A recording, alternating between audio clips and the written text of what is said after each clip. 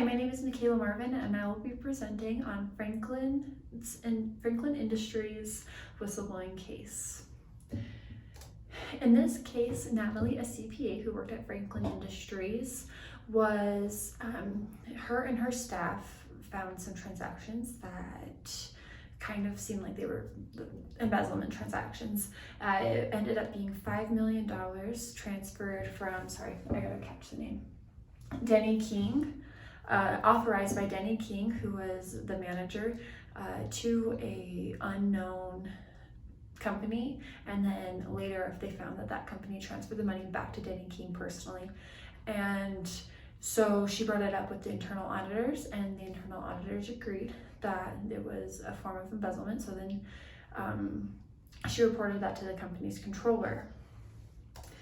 After the company's controller, 7 months later, she was demoted, and she brought that case up with the HR, and HR did their own investigation and decided to dismiss her case, saying that there was no embezzlement and that she was not demoted because of a retaliation of her reporting the incident.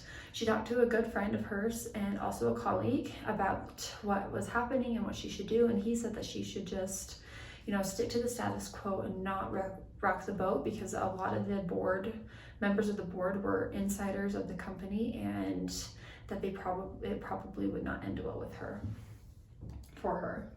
So now put yourself in Natalie's position. What would you do? Now, there's some ethical and professional values at stake here. Some personal ethical values that Natalie might have is integrity and honesty. She knows that this embezzlement has happened. She knows that it's $5 million of the company's money that has gone, and what is she gonna do? Like, she knows, and she's being honest about it, and she's sticking up for what she believes in, correct?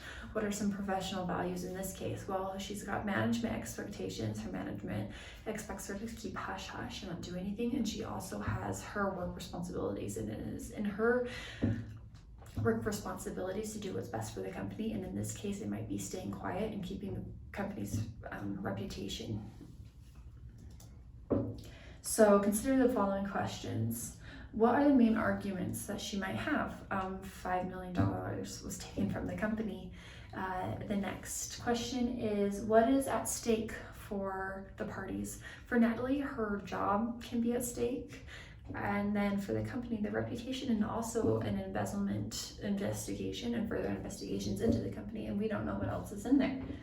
Then what levers can she use? Well, she already has her staff and the auditors on her side. They were there when they caught the embezzlements, and they did a further investigation with her, so she can use them as a powers in numbers. Also, embezzlement is illegal, and the word of law can be a very good lever in this situation. What should she remind? Like, what are some powerful and persuasive parts that she could have in this? The reputation of the company is at stake. She can remind the board of directors that, and that embezzlement is illegal, and there's a lot more, like $5 million at stake here.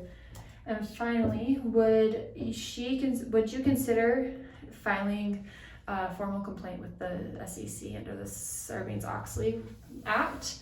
I say that, hey, if Natalie has the right case and the materials and witnesses, she very well could do that. She could bring that up to the SEC and have a case against Franklin Industries as well. But she has to be prepared for the backlash of that, either losing her job at Franklin Industries, which is probably inevitable, but also gaining that kind of whistleblowing reputation in the industry, which can kind of be scary.